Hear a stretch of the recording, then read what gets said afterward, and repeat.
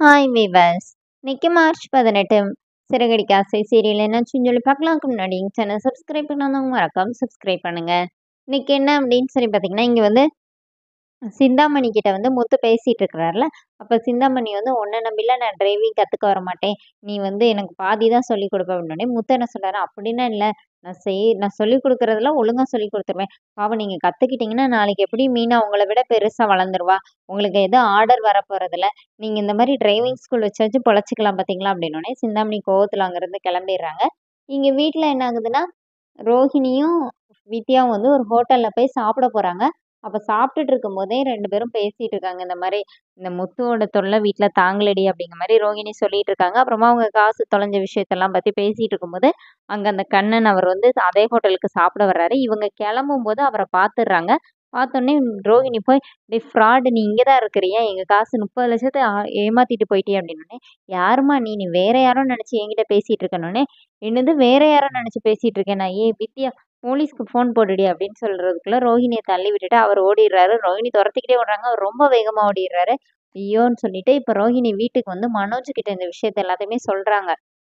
இந்த மாரி நான் அவன பார்த்தேன், அவன் என்ன தள்ளி விட்டுட்டு ஓடிட்டானோனே, இப்போ மனோஜ் என்ன சொல்றாருன்னா, அவன் இங்க தான் சுத்திட்டு இருக்கிறான்னா, கண்டிப்பா யார் கண்லயாச்சும் படுவான். இந்த முத்து கண்ல மட்டும் பற்றவே கூடாது.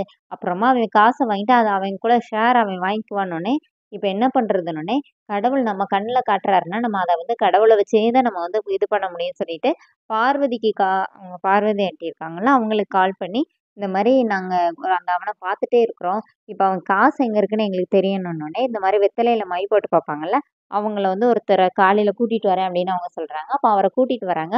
அவரும் வெத்தலையில மை போட்டு பார்க்குறாரு. வீட்ல எல்லாருமே இருக்கிறாங்க. அண்ணாமலையும், விஜயா மட்டும் தான் இல்ல. வேற எல்லாருமே இருக்கிறாங்க. ஸ்ருதி வர போய் எட்டி எட்டி பார்க்குறாங்க. "என்னது பார்க்குறேன்னோனே," "இல்ல அதுல ஏதோ தெரியும் சொல்றாங்களே, எதுனாச்சும் தெரியுதான்னு பார்க்குறேன்னு." அவர் வேற சிக்னல் கிடைக்காத மாரி வெத்தலைய அங்கங்க வச்சு பார்த்துட்டு இருக்கிறாரு. இப்போ உடனே ஸ்ருதி வந்து, "எங்க அம்மாவோட ஒரு டைமண்ட் கம்மல வர காணோம். அதையும் சேர்த்து தேடி பிடிச்சிட்டாங்கன்னோனே." மனோஜ் வந்து, மொத என்குள்ளத கண்டுபிடிங்க. காசு எங்க இருக்குன்னு தெரிஞ்சுச்சுன்னா, என்கிட்ட மட்டும் சைலண்டா சொல்லுங்க" அப்படின்னு சொல்றாரு. அப்புறமா அவர் தட்சணே ரூ. 3000 கேட்குறாரு. அதையும் மனோஜ் எடுத்து வைக்கிறாரு. கடைசியில ஸ்ருதி நல்லா எட்டி பார்க்குறாங்க. இப்ப என்னமோ தெரியுதுன்னோனே, என்ன தெரியுதுன்னோனே, வெத்தலையில ஓட்டை விழுந்து அவரோட கை தெரியுது அப்படின்னு சொன்னோனே, அவர் வந்து, "நீங்க எல்லாரும் சேர்ந்து என்ன ரொம்ப அவமதிக்கிறீங்க" அப்படிங்கிற மாரி சொல்லிட்டு இருக்கிறாரு.